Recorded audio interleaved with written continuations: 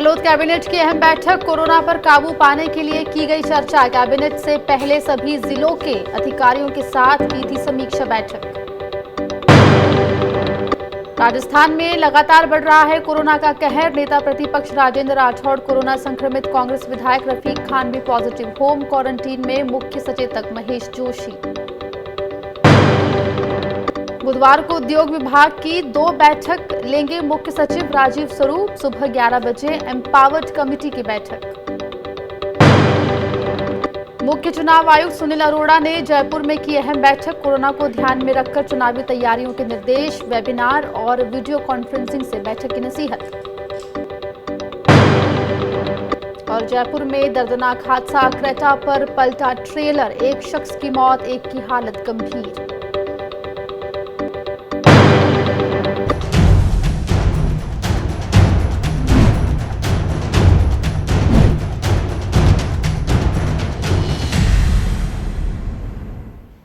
मुख्यमंत्री आवास पर चल रही कैबिनेट बैठक खत्म हो गई है। कोरोना के बढ़ते मामलों पर काफी देर तक मंथन किया गया और कैसे बढ़ती बीमारी पर काबू पाया जाए, इस बात पर चर्चा की गई है।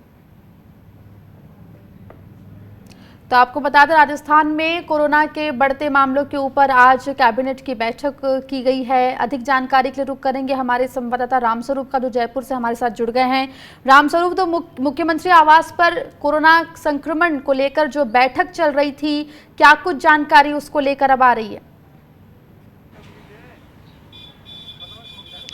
देखिए, जो बैठक थी वो संपन्न हो चुकी है। कैबिनेट की बैठक संपन्न हो गई है और तमाम जो जिस तरह के वर्तमान के जो मुद्दे हैं उनको लेकर के सभी से चर्चा की गई है।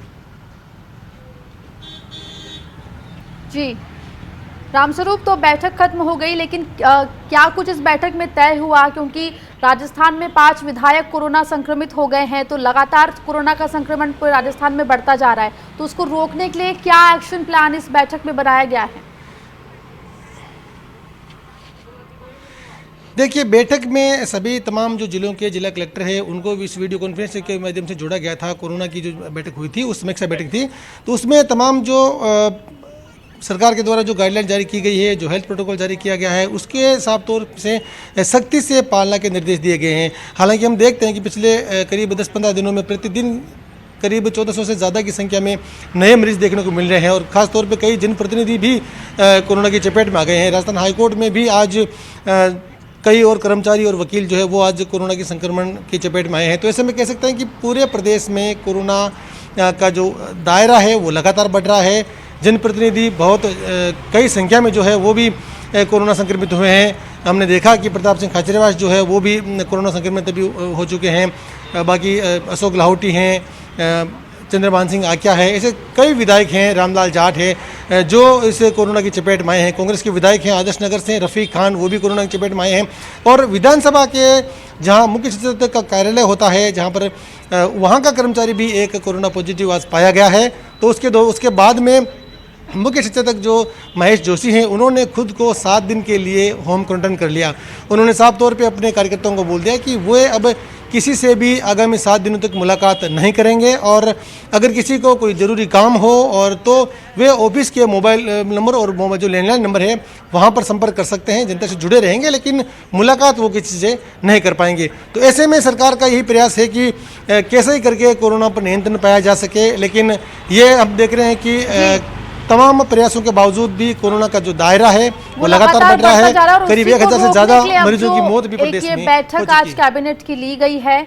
हमारे साथ हमारे रेसिडेंट एडिटर संजय वोरा जी भी जुड़ गए हैं। संजय जी, तो कोरोना संक्रमण लगातार बढ़ रहा है जयपुर में, माफ कीजिएगा पूरे राजस्थान में, और साथ ही अनलॉक 4 की भी शुरुआत हो गई है। ऐसे में अब गहलोत कैबिनेट की बैठक हुई है, क्या लगता है क्या कुछ एक्शन प्लान लेके निकलेंगे? देखिए, आकांक्षा मीटिंग्स तो बहुत हुई हैं और हर बार वही बात दोहराई जाती है कि आपको इतने ज़्यादा टेस्ट करने हैं, आपको जो संक्रमित व्यक्ति हैं उनके ऊपर ज़्यादा ध्यान देना है, जो असिम्टोमेटिक हैं उनको घर पे रखिए। ये बातें बहुत हो रही हैं, लेकिन ज़मीनी स्तर पर क्या हो रहा है? ज़मीनी स्तर पर बात ये कहीं भी सुधार दिखाई नहीं दे रहा है और अगर सरकारी अस्पतालों की हालत देखें तो वो अच्छी नहीं बताई जा रही है। मैं अपने पर्सनल एक्सपीरियंस से बता रहा हूँ, मेरे जो बहुत करीबी लोग हैं उन्होंने बताया है कि हालत इतने ख़राब हैं कि जयपुर के सरकारी और निजी अस्पतालों में कोई भी बेड नहीं बचा है, और सरकारी अस्पताल जो कोविड के लिए डेजिग्नेटेड है वहां तो कोई जी जाना नहीं चाहता है, क्योंकि कोई देखभाल करने वाला नहीं है। लोग प्राइवेट हॉस्पिटल में जा रहे हैं, लेकिन प्राइवेट हॉस्पिटल उनको लेने के लिए तैयार नहीं है।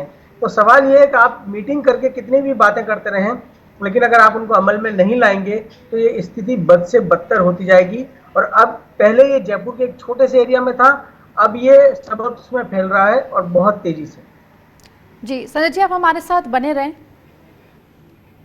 उधर कैबिनेट बैठक से पहले सीएम अशोक गहलोत ने कोविड-19 संक्रमण की समीक्षा बैठक ली। वीडियो कॉन्फ्रेंसिंग के जरिए हुई इस बैठक में तमाम जिला कलेक्टर, एसपी, सभी जिलों के मुख्य चिकित्सा अधिकारी और चिकित्सा विभाग से अधिकारी जुड़े।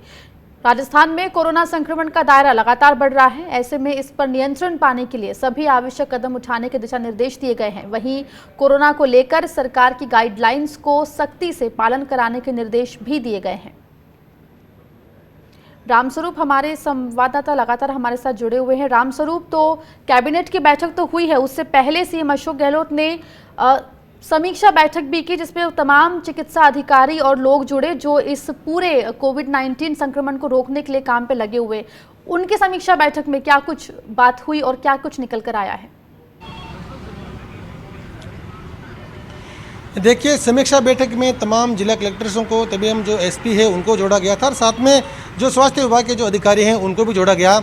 ये समीक्षा बैठक लगभग प्रतिदिन होती है और प्रतिदिन मुख्यमंत्री अशोक गहलोत खुद मॉनिटरिंग करते हैं कि प्रत्येक जिले में किस तरह के हालात नए और पैदा हो गए हैं, उसकी जानकारी लेते हैं और नियंत्रण के जो जिस तरह से जो भी कदम उठाने के लिए प्रयास होते हैं वो किए जाते हैं। लेकिन हम देखते हैं कि तमाम प्रयासों के बावजूद भी अब प्रदेश में ऐसा कोई क्षेत्र नहीं बचा, ऐसा कोई संस्थान नहीं दिख रहा जहां पर कोरोना की पहुंच नहीं हो पाई हो। हमने देख लिया कि राजस्थान हाईकोर्ट में, मुख्यमंत्री निवास में, मुख्यमंत्री कार्यालय में, सचिवालय में, विधानसभा में, तमाम जगहों पर, आज पर्यटन विभाग में भी करीब 15-19 कर्मचारी जो वहाँ पर कोरोना संक्रमित पाए गए हैं।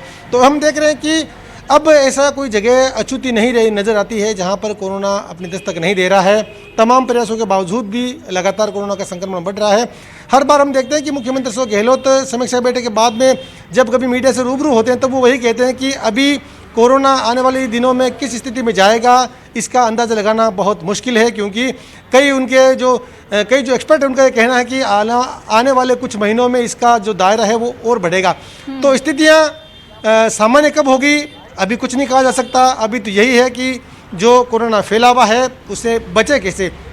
साफ तौर पे जो हेल्थ प्रोटोकॉल जारी किया गया है तो उसकी पालना सख्ती से होनी चाहिए। प्रत्येक व्यक्ति को, प्रत्येक नागरिक को ये जो इस तरह से मास्क लगाना हो या हाथों को सैनिटाइज करना हो, किसी चीज़ को अदर जगह उसका मूवमेंट नहीं हो, किसी चीज़ को टच न करना हो, तो ये जो तमाम बातें होती है, बार बार हाथ धोना हो, तो वो करना बहुत ज़रूरी है। बार बार ही कहा जाता है से उसका पालन सही तरीके से हो और पूरे जो लोग हैं जुड़े हुए इससे वो अच्छे से इसका पालन कराए, यही समीक्षा बैठक में निकल कर आया। रामस्वरूप, आप बने रहे हमारे साथ, मैं लौटूंगी आपके पास। उधर मुख्य सचिव राजीव स्वरूप 3 सितंबर को उद्योग विभाग की 2 बैठक लेंगे। सुबह 11 बजे से एम्पावर्ड कमेटी की बैठक होगी और उसके बाद विभाग की ही एक और बैठक होगी। माना जा रहा है कि कोरोना के कहर के बीच उद्योगों को कैसे रफ्तार मिले, इस पर चर्चा की जा सकती है। इस बैठक में प्रमुख शासन सचिव नरेश पाल गंगवार सहित उद्योग विभाग के अन्य अधिकारी भी मौजूद रहेंगे। हम रुक करेंगे हमारे रेसिडेंट एडिटर संजय वोरा जी का। संजय जी, तो मुख्य सचिव राजीव स्वरूप एम्पावर्ड कमेटी की बैठक करने वाले हैं और इसका जो फोकस है वो उद्योगों को किस तरीके से रफ्तार मिले इस पर रहेगा। आपको क्या लगता है, क्या कुछ नई रणनीति लेकर राजस्थान सरकार आएगी? आकांक्षा, जब ये अब स्पष्ट हो चुका है कि केंद्र सरकार राज्यों को किस तरह की मदद देने नहीं जा रही है, उसने जो 2 अल्टरनेटिव्स रखे हैं राज्य सरकारों के सामने, उन पे सरकारें सहमत नहीं है। तो ये ज़रूरी है कि वो अपना कोई रेवेन्यू जनरेशन का कोई रास्ता खोजें और अपने यहाँ जो उद्योग धंधे हैं उनको एंकरेज करें। तो जैसा हमने देखा कि आज सवेरे ही एक ड्राफ्ट टूरिज्म पॉलिसी बनी है, उसको कैबिनेट में रखा गया, उसको अभी तक शायद अप्रूवल नहीं मिला है, या आप थोड़ी देर में अगर आज की बैठक में अगर उसको अप्रूवल मिल गई तो सामने आ जाएगा। तो उसी तरीके से तमाम उद्योगों के लिए वो ला रहे हैं कि एक तो उन्होंने पहले ये किया है कि छोटे छोटे प्लॉट्स दे रहे हैं। पहले क्या होता था कि आपको बड़े बड़े प्लॉट्स ही दिए जाते थे, लेकिन अब आप 250 स्क्वायर मीटर तक के प्लॉट्स भी ले सकते हैं। उनका जो ड्यूटी, उनके ऊपर जो स्टाम्प ड्यूटी वगैरह लगती है उसको कम किया है और आने वाले समय में हम ये भी देख सकते हैं कि उनका जो रजिस्ट्रेशन फी है, जैसे महाराष्ट्र ने किया है, उस तरह से वो भी कम हो जाए।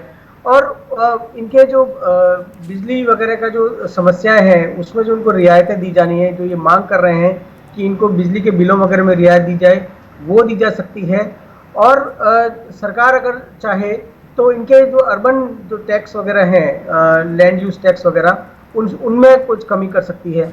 इसके अलावा अगर कोई परचेज एग्रीमेंट्स हो सकते हैं, कुछ जो खास किस्म के उद्योग हैं, जैसे जी कुछ प्राइवेट डिस्टिलरीज को पहले लिया गया था सैनिटाइजर वगैरह बनाने के लिए। जी जी जी संजय जी, आप हमारे साथ बने रहें, आपसे कुछ और मामलों में हम राय जानेंगे। उधर चुनाव आयोग ने आने वाले चुनावों के लिए कमर कस ली है। मुख्य चुनाव आयुक्त सुनील अरोड़ा ने सभी तैयारियां कोरोना महामारी को देखते हुए करने के निर्देश दिए हैं। जयपुर में हुई राज्य निर्वाचन विभाग की अधिकारियों की बैठक में सुनील अरोड़ा ने कहा कि मतदाता सूचियों के पुनर्निरीक्षण और जो भी काम अभी तक परंपरागत तरीके से होते थे, उसमें भी परिवर्तन किया जाना चाहिए। लोगों को ऑनलाइन आवेदन पत्र प्रस्तुत करने के लिए जागरूक किया जाना चाहिए। इसी तरह से चुनाव मशीनरी को भी अधिकांश काम ऑनलाइन करने के लिए प्रशिक्षित किया जाए।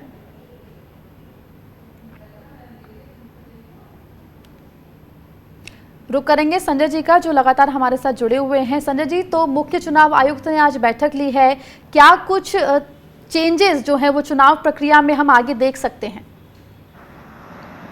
देखिए, ये बहुत ज़रूरी है क्योंकि ये जब कोरोना की वजह से ये इस बात की बहुत आशंका बढ़ गई है कि जो मशीनें यूज़ होती हैं, उसमें जब सब लोग अगर अपना बटन प्रेस करेंगे तो वो एक जो समस्या है कि छूने की, वो सामने आ सकती है। तो इसलिए उन्होंने कहा है कि जो निर्वाचन अधिकारी हैं उनको कि आप जो परंपरागत तरीके से जो काम हो रहे थे मतदाता सूचियों के पुनरीक्षण के, उन सब में परिवर्तन किया जाना चाहिए। और इसके लिए यानी ये जो जिस तरीके से वोट देने का जो तरीका है मशीन से, उसमें भी उनको कुछ बदलाव लाने होंगे। इसके अलावा जो 80 साल से ज्यादा के जो वोटर हैं, उनके लिए पोस्टल बैलेट की व्यवस्था की जा रही है और कहा गया है कि आप सभी लोगों को सूचित करें कि जो ये 80 साल और उससे अधिक के लोग हैं वो पोस्टल बैलेट के जरिए वोट करें। इसके अलावा जयपुर में चुनाव जो भारतीय निर्वाचन आयोग है उसका पहला क्षेत्रीय मतदाता जागरूक केंद्र बन रहा है। उसके लिए जमीन अलॉट हो चुकी है और उसके निर्माण का जो खर्च है वो निर्वाचन आयोग उठाएगा। और एक निर्देश ये दिया गया है कि जो जितनी भी इनकी मीटिंग्स होती हैं वो वेबिनार के थ्रू होनी चाहिए। जी संजय जी, बहुत बहुत शुक्रिया हमसे जुड़ने के लिए और बात करने के लिए। उधर कोटा के रानपुर स्थित सेंटर फॉर कोरोना पॉजिटिव छात्रा के परीक्षा केंद्र पहुंचने से हड़कंप मच गया। मंगलवार को देश भर में जेईई मेंस की परीक्षा शुरू हुई। छात्रा ने खुद को कोरोना पॉजिटिव होने की जानकारी टच फ्री प्रोसेस के दौरान दी। छात्रा ने बताया कि परीक्षा गाइडलाइंस में कोरोना पीड़ित छात्रों के लिए परीक्षा अलग से कराने के बारे में कोई जानकारी नहीं दी गई थी। इसके बाद छात्रा को बगैर परीक्षा के वापस भिजवा दिया गया। साथ ही छात्रा को कोविड-19 रिपोर्ट के साथ डिटेल जानकारी ईमेल से सबमिट करने के निर्देश दिए गए हैं।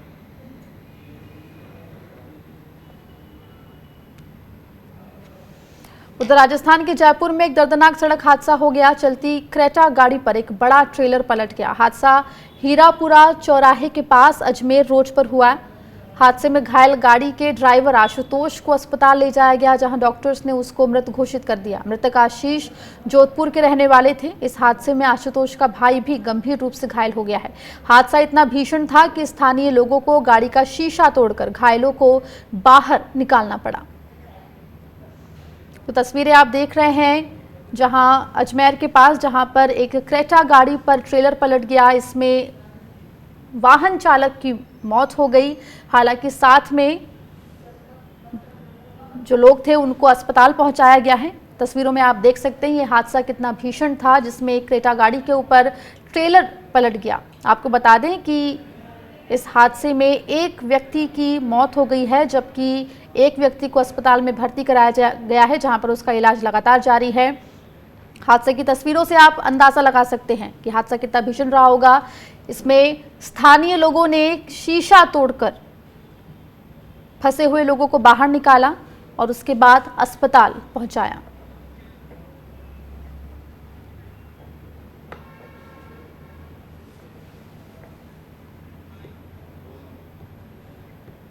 वक्त एक छोटे से ब्रेक का है, फौरन लौट रहे हैं।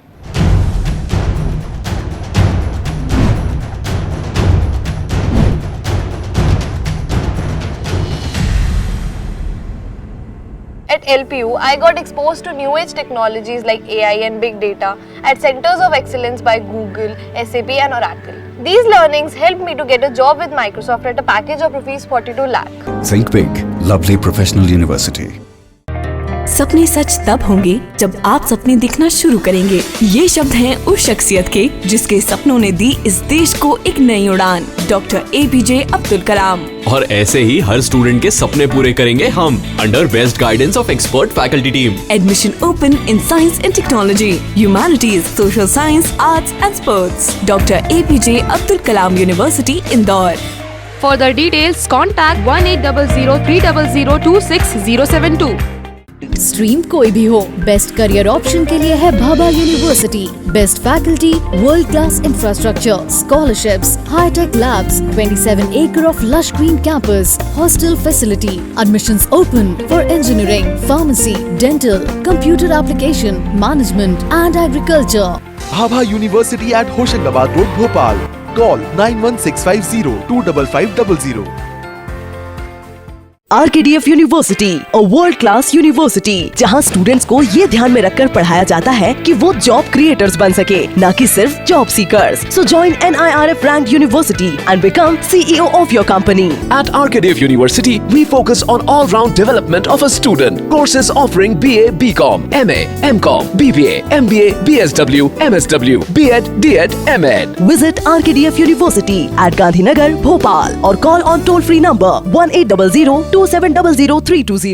SRK University, not just a name, but a gate to your success. Extraordinary placements, expert faculty, advanced infrastructure. SRK University, excellent education, modern learning. Courses offered: engineering, MBA, pharmacy, agriculture, dental, homeopathy, nursing, law, BSc, MSc, BCom, MCA, and many more. SRK University, where education becomes better.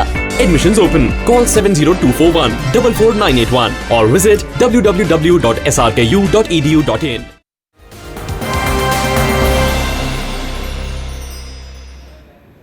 और अब खबरें छत्तीसगढ़ से।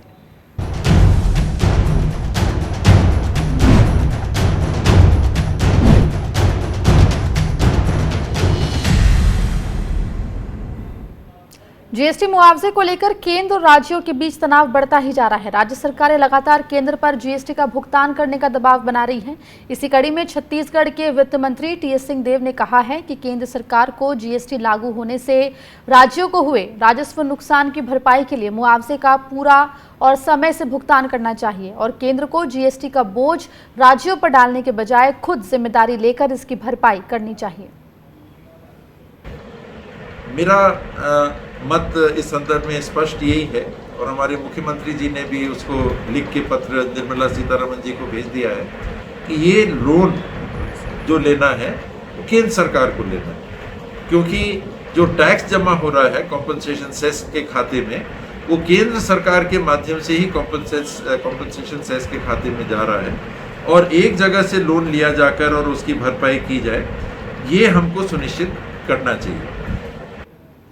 उत्तर छत्तीसगढ़ में भूपेश बघेल सरकार की गोधन न्याय योजना वरदान साबित हो रही है। इस योजना के तहत राज्य सरकार ग्रामीणों से गोबर खरीद रही है, वहीं मवेशियों को भी लोग पालने लगे हैं। भटगांव के डोरेलाल के मुताबिक वो इस योजना के तहत गोबर बेचकर रोजाना 300 रुपए से ज्यादा कमा रहे हैं और उनकी आर्थिक तंगी भी दूर होने लगी है। डोरेलाल की देखा देखी गाँव के दूसरे युवक भी आगे आ रहे हैं और वो इस रोजगार योजना से जुड़ने लगे हैं। डोरेलाल की मेहनत की सराहना अधिकारी भी कर रहे हैं।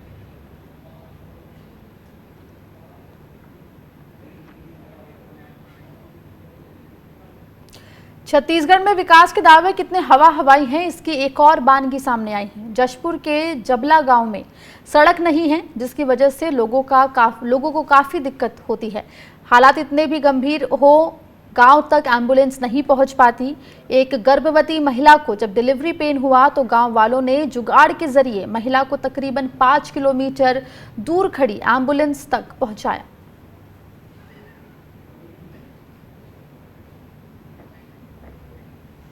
यहाँ पर वक्त एक छोटे से ब्रेक का है, फौरन लौट रहे हैं।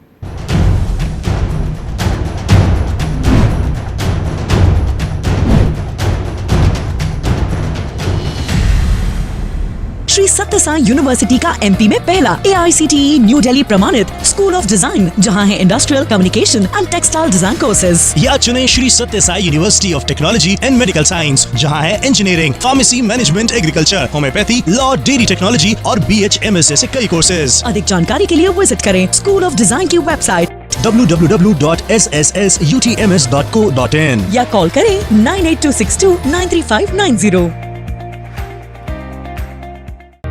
सपने सच तब होंगे जब आप सपने दिखना शुरू करेंगे। ये शब्द हैं उस शख्सियत के जिसके सपनों ने दी इस देश को एक नई उड़ान, डॉक्टर APJ अब्दुल कलाम। और ऐसे ही हर स्टूडेंट के सपने पूरे करेंगे हम, under best guidance of expert faculty team. Admission open in science and technology, humanities, social science, arts and sports. Doctor APJ Abdul Kalam university, Indore.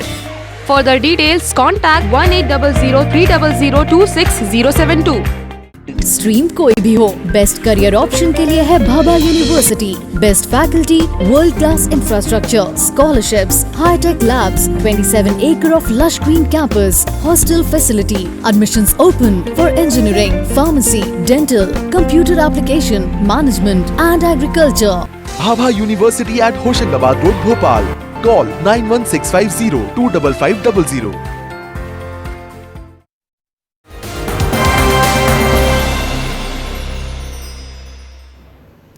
मध्य प्रदेश में चिकित्सा शिक्षा मंत्री विश्वास सारंग ने सूचना एवं प्रसारण मंत्री प्रकाश जावड़ेकर को पत्र लिखा है, जिसमें उन्होंने खिलाड़ियों की तरह फिल्म स्टार्स और फिल्म उद्योग से जुड़े लोगों का भी डोपिंग टेस्ट कराने की मांग की है। सारंग ने पत्र में कहा कि आजकल युवाओं के आइकन फिल्म अभिनेता बन गए हैं। वे अपने फेवरेट फिल्मी सितारों की स्टाइल, ड्रेस और उनकी जैसी लाइफस्टाइल भी अपनाते हैं। उनका कहना है कि सुशांत सिंह मामले में भी ड्रग्स से जुड़े होने की खबरें आ रही हैं। फिल्म स्टार्स में ड्रग्स का प्रचलन बढ़ने से देश के युवाओं पर भी बुरा प्रभाव पड़ रहा है और वे भी इनसे प्रभावित होकर ड्रग्स की ओर आकर्षित हो रहे हैं। मैंने सूचना प्रसारण मंत्री जी को ये पत्र लिखा है कि ये सुनिश्चित किया जाए कि बॉलीवुड से ड्रग का प्रचार प्रसार बंद हो, और जिस प्रकार से अंतर्राष्ट्रीय स्तर पर और राष्ट्रीय स्तर पर खेल और खिलाड़ियों को ड्रग से दूर रखने के लिए हर स्तर पर डोप टेस्ट कराए जाते हैं। फेडरेशन की ये जिम्मेदारी होती है कि उससे जुड़े हुआ हर खिलाड़ी ये सुनिश्चित करे कि वो ड्रग एडिक्ट नहीं है। इसी तरह बॉलीवुड की फिल्मों की शूटिंग के पहले, सीरियल्स की शूटिंग के पहले हर स्तर पर डोप टेस्ट कराया जाना चाहिए। उधर मध्य प्रदेश के पूर्व मंत्री सज्जन वर्मा ने मुख्यमंत्री शिवराज सिंह चौहान पर हमला बोला है। उन्होंने आरोप लगाते हुए कहा कि शिवराज सिंह चौहान किसानों की फसल बीमा जमा करने का दावा कर रहे हैं, जो कि गलत है। सज्जन वर्मा ने कहा कि 2019 की फसल बीमा कमलनाथ सरकार ने जमा की है। उन्होंने शिवराज सिंह पर किसानों को गुमराह करने का भी आरोप लगाया है। 2019 का बीमा राशि 525 करोड़ रुपए कमलनाथ जी जब मुख्यमंत्री थे उन्होंने बीमे की राशि भरी। आपने घोषणा की कि मैं 4,500 करोड़ रुपए बीमे की राशि किसान भाइयों आपके खाते में 6 सितंबर को भेज दूंगा। अपने बेटे के कार्तिक के सर पे हाथ रख के कसम खा लो, ये राशि कमलनाथ की डाली हुई है या तुम्हारे द्वारा भरी गई, तुम्हारी सरकार के द्वारा। इतना बड़ा झूठ बोल के मध्य प्रदेश के किसानों को छलो मत। उधर रुद्रप्रयाग में कोरोना महामारी के बीच स्वास्थ्य विभाग की मुश्किलें बढ़ गई हैं। कोरोना से निपटने के लिए कॉन्ट्रैक्ट बेस पर नियुक्त किए गए मेडिकल स्टाफ अनिश्चितकालीन हड़ताल पर चले गए हैं। कर्मचारियों ने कहा कि जिले में स्वास्थ्य विभाग ने जेट सिक्योरिटी के माध्यम से आइसोलेशन वार्ड कोटेश्वर में 19 कर्मचारियों की नियुक्ति की थी, जिसमें NHM के आधार पर वेतन देने का जिक्र किया गया था। लेकिन जेट सिक्योरिटी कंपनी की ओर से वेतन में 47% की कटौती के बाद उन्हें भुगतान किया जा रहा है। उत्तराखंड सरकार है जो इस सरकार के तानाशाही अधिकारी है, इनके द्वारा हम कोरोना वॉरियर्स के साथ बहुत बड़ा छलावा किया गया। हमारी नियुक्ति हुई थी अप्रैल में, मार्च में इन्होंने विज्ञप्ति निकाली थी और जो हम लोगों की सैलरी बताई गई थी वो हमें नहीं दी गई। 4 महीने बाद जब हमारी वेतन देते हैं तो उसमें से जो है कि 47% कट के जो है कि हमारा वेतन मिल रहा है और ऊपर से हमें धमकाया जा रहा है कि जितने में काम करना है तो करो, नहीं तो तुम्हें जो है कि आपदा एक्ट में अंदर करा देंगे। 25% PPF कट रहा है, 18% GST कट रहा है, ये कहाँ कट रहा है? और हम लोग इतना वर्क करते हैं, 50 पेशेंट हम अकेले डील करते हैं। यहाँ पे सिर्फ 4 स्टाफ नर्स है, हम अकेले एक स्टाफ नर्स अकेले 50 पेशेंट को डील करती है कोरोना पॉजिटिव। तो क्या ये हमारे साथ जो हो रहा है क्या ये सही हो रहा है? उधर पिथौरागढ़ में तिब्बत सीमा पर तैनात आईटीबीपी के जवानों ने मानवता की मिसाल कायम की है और एक मृतक के शव को अपने कंधों पर उठाकर 25 किलोमीटर दूर सड़क तक पहुंचाया है। जवानों को कठिन पहाड़ी रास्तों से शव को परिजन तक पहुंचाने में 8 घंटे का वक्त लगा। दरअसल बुगदयार के नजदीक सीमांत गांव स्यूनी में एक स्थानीय शख्स का शव पड़ा होने की सूचना के बाद आईटीबीपी के जवान वहां पहुंचे और शव को परिजनों तक पहुंचाने का निर्णय लिया। बरसात के कारण रास्ता बेहद खराब था, लेकिन जवानों ने सावधानी पूर्वक रास्ता तय किया। इस नेक काम में 8 जवानों ने हिस्सा लिया और मृतक के शव को परिजनों तक पहुंचाया, जहां बंगा पानी में उनका अंतिम संस्कार किया गया। उधर हिमाचल प्रदेश की लियो पारगिल चोटी पर आईटीबीपी जवानों ने दम दिखाया है। आईटीबीपी जवानों ने 22,000 फीट से ज्यादा ऊंची चोटी पर पहली बार तिरंगा फहराया है। 16 जवानों की टीम ने ये कामयाबी हासिल की है। तस्वीरों में साफ दिख रहा है कि लियो पारगिल चोटी पर तिरंगा फहराकर जवानों का जोश कितना हाई दिख रहा है। तस्वीरें आप देख रहे हैं, 22,000 ऊंची चोटी पर पहली बार तिरंगा आईटीबीपी के जवानों ने फहराया। आपको बता दें 16 जवानों की ये टीम थी जिन्होंने इस पहाड़ी पर पहुंचकर तिरंगा झंडा फहराया। इस बुलेटिन में फिलहाल इतना ही। आप देश और दुनिया की हर छोटी बड़ी खबर के लिए देखते रहिए स्वराज एक्सप्रेस।